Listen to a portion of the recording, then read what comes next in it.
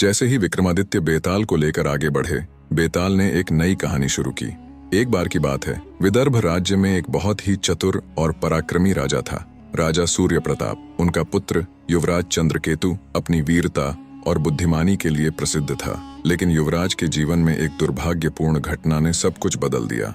युवराज की माँ महारानी सुमित्रा अचानक गंभीर बीमारी का शिकार हो गईं। राज्य के सारे वैद्य, जड़ी बूटियां और मंत्र तंत्र भी उन्हें बचा नहीं पाए। अपनी मां की मृत्यु के बाद चंद्रकेतु बेहद उदास हो गया। उसका मन राजकाज और युद्ध कला से हट गया। राजा सूर्य प्रताप ने अपने पुत्र को समझाया, चंद्रकेतु, दुख जीवन का हिस्सा है। तुम्हारी माँ की आत्मा को शांति तभी मिलेगी जब तुम अपने कर्तव्यों को निभाओगे। लेकिन चंद्रकेतु का मन नहीं बदला। उसने राज्य छोड़ने और किसी आश्रम में जाकर संन्यास लेने का फैसला किया। क्या तुम समझ सकते हो राजन कि चंद्रकेतु ने यह निर्णय क्यों लिया? विक्रमादित्य ने गहरी सांस ली और कहा, नहीं बेताल, यह कहानी पूरी सुनकर ही मैं कोई निष्कर्ष निकाल पाऊंगा। चंद्रकेतु ने अपने पिता से विदा ली और अकेले ही जंगलों की ओर चल पड़ा। वह कई महीनों तक जंगलों में भटकता रहा।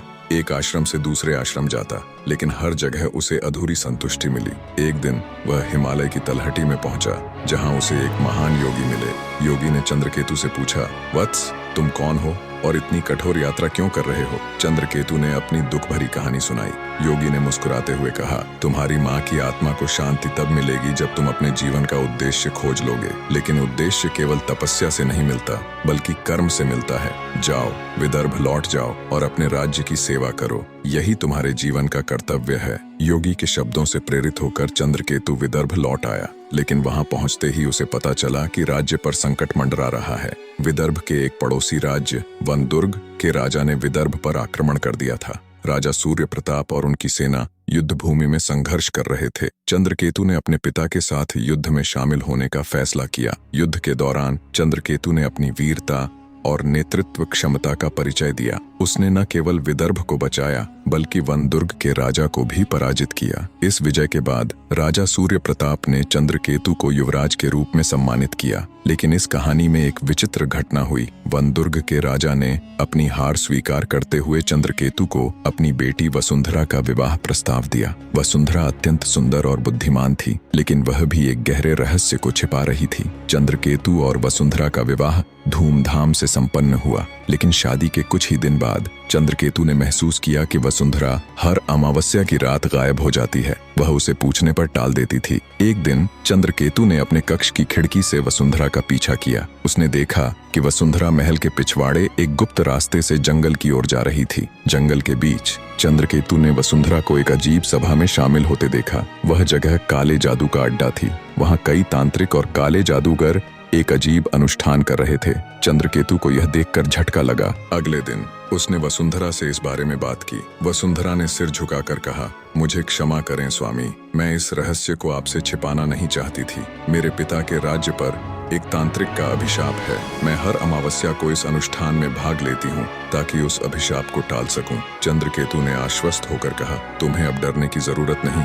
मैं तुम्हारे साथ इस अभिशाप को समाप्त करूंगा। चंद्रकेतु ने अपने पिता और विदर्भ के महात्माओं से परामर्श किया। उन्होंने सुझाव दिया कि अभिशाप को समाप्त करने के लिए उस तांत्रिक को पराजित करना होगा जिसने इसे लगाया था। चंद्रकेतु और वसुंधरा ने मिलकर योजना बनाई। अमावस्या की अगली रात जब तांत्रिक अपनी साधना में लीन था, चंद्रकेतु ने अपनी तलवार से उसका सामना किया। तांत्रिक ने अपने जादू से चंद्रकेतु को घायल करने की कोशिश की, लेकिन चंद्रकेतु ने अपनी वीरता से उसे पराजित कर दिया। उस तांत्रिक की मृत्यु के साथ ही अभिशाप समाप्त हो गया। वसुंधरा और चंद्रकेतु ने विदर्भ और वनदुर्ग दोनों राज्यों को एकजुट कर दिया। बेताल ने कहानी समाप्त करते हुए विक्रमादित्य से पूछा, राजन, अब बताओ, इस कहानी में सबसे बड़ा नायक कौन था? योगी, जिसने चंद्रकेतु को प्रेरणा दी, वसुंधरा, जिसने अपने राज्य को बचाने के लिए काले जादू का सहारा लिया, या चंद्रकेतु, जिसने अपनी वीरता से अभिशाप को समाप्त किया? विक्रमादित्य ने बिना देर किए उत्तर दिया, इस कहानी का सबसे बड़ा नायक चंद्रकेतु था। योगी ने उसे सही मार्ग दिखाया